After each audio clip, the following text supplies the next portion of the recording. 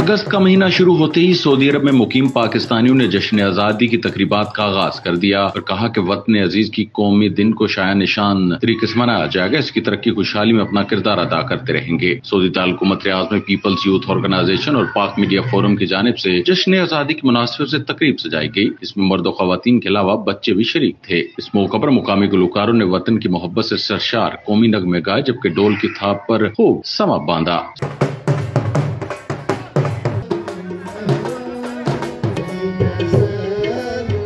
आज अगस्त का एक पहला फंक्शन यहाँ पे इनेकाद किया गया है, जिसमें पाकिस्तानी कम्युनिटी ने बढ़ चढ़ के हिस्सा लिया है।